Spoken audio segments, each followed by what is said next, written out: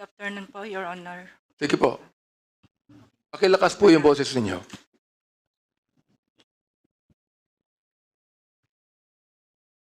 Ako po si Dalia Cuartero. Ako po ang ina ni Jesus Cuartero na pinatay ng pulis Bulacan noong March 2019. Daboy po ang tawag namin sa anak ko. Si Daboy po ay nagtatrabaho bilang HR sa isang kumpanya. Siya po ay mabait na bata, maasikaso at palakaibigan. Ang hanap buhay ko po ay nagluluto ako ng pagkain para sa isang kantin. Saka dinadala ko sa kantin ng 5:30 ng umaga. Kahit may trabaho din si Daboy, naglilinis pa rin siya ng kusina. Malaking tulong po si Daboy sa amin. Si Daboy po, dahil siya din ang nagbibigay ng allowance sa isa niya pang kapatid. Palasimba po si Daboy. Wala pong pinipiling kaibigan at handa siyang tumulong sa kapwa niya. Kung minsan, yung mga kaibigan niya sa amin, gustong magtrabaho, walang pambayad sa requirements. Si Daboy po ang nagbibigay ng pera para makapagtrabaho din po sila. Wala po sa anumang drug watch list ang anak ko sa barangay. Ang barangay na po namin mismo ang nagbibigay. Ms. Cuartero, Yes ilang po. taon po siya nung pinatay? 26 po. Ano po akusasyon sa kanya? Ano po kasi Siya siya po ba drug user, drug dealer? Ano po ang inaccuse sa kanya? may nahuli daw pong, actually po wala po siyang wala po siya sa drug watch.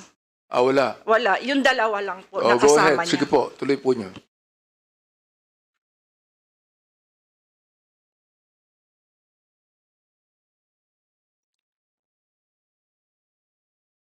Palasimba po si Daboy, walang pinipiling kaibigan at handa siyang tumulong sa kapwa.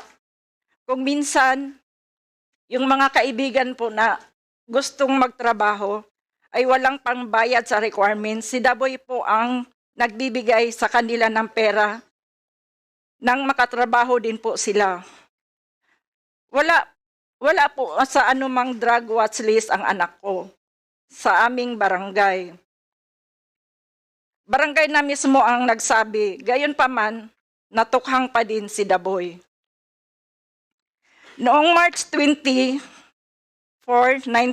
2019, 7:30 ng gabi, nagpapaalam ang anak ko na pupunta sa kanyang pinsan na si Jeffrey Haylar sa Lancaster Place Subdivision para makipagbanding sa kanyang mga pinsan. Yun na po ang huling beses ng pagkikita at pag-usap ko kay Daboy.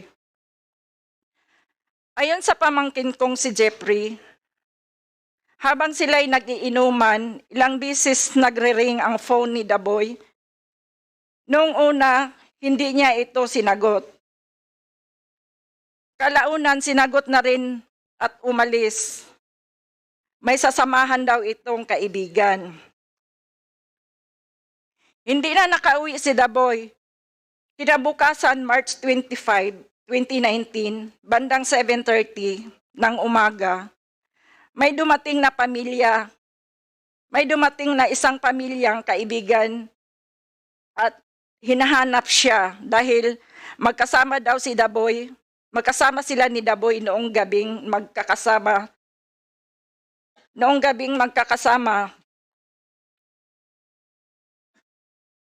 Magkasama kaming naghahanap ng pamilya namin.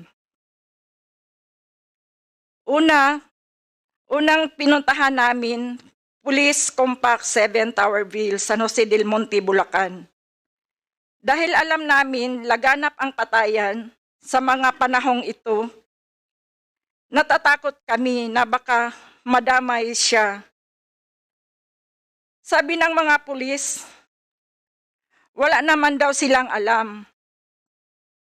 Pagkatapos nagpunta sa pulis, ay nagpunta kami sa mga purinarya sa Jade Funeral Home, Tala, Caloocan. Nakita ko po ang bangkay ni Daboy kasama ang kaibigan at isa pang lalaking may pangalang Jeffrey Villari. Nalaman na lang namin na napatay daw sila sa isang di umanong bypass operation noong March 25 sa Towerville sa Pangpalay. Sino po sila? Ilan sila? Sabi niyo sila. Sino po sila? At ilan sila? 3 po. Long napatay. Sino po sila? Kilala niyo? Si Haji Lopi, Jeffrey Villari, at si Daboy po. Oh, Tatlo baka po. kasing edad. Hindi po, matanda yung isa, yung mas bata yata yung isa. Tuloy po niyo.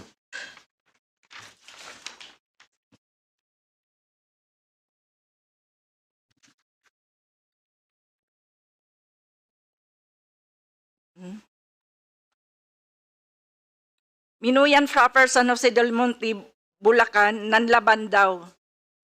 Nanglaban daw yung 3. Si Daboy mayroon daw may nakuha sa kanya na revolver at shabu. Pagkatapos ng 3 araw ng burol ay may pumunta sa amin na Commission on Human Rights para mag-imbestiga. Subalit walang nangyari sa investigasyon dahil tikom ang bibig ng mga witness. Kami na ang nag-imbestiga kasi ayaw ng mga pulis. Sabi nga ang mga tao doon, talagang maraming nagaganap na patayan sa Towerville. Ang nalaman namin, nasa police custody na si Daboy at ang yung kaibigan niya. Tapos, dinala doon para tukhangin. Pero yung mismong tauhan ng motel kung saan dinala sila, Daboy, tahimik kahit CCTV, hindi nila makuha ng CHR. Walang nanagot sa nangyaring pagpaslang kay Daboy. Bagkos, tuloy-tuloy lang at dumami pa ang bilang ng mga namamatay. Dahil gira umano kontra droga.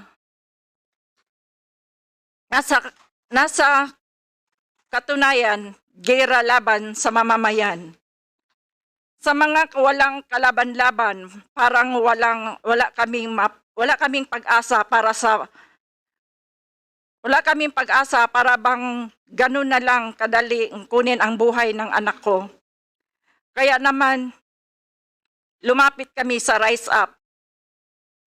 Nagkaroon ng lakas ng loob kasama ng iba pang naulila sa war on drugs na ito. Umaasa po ako sa pamamagitan ng hearing na ito, magkakaroon ng aksyon at mangyaring malawakang patayan. Sana din po ay sa pamamagitan ng hearing na ito ay masuportahan ang ICC na panagutin si Duterte. Maniniwala po akong nakakatulong sa ICC para makamit ang hustisya para sa anak ko.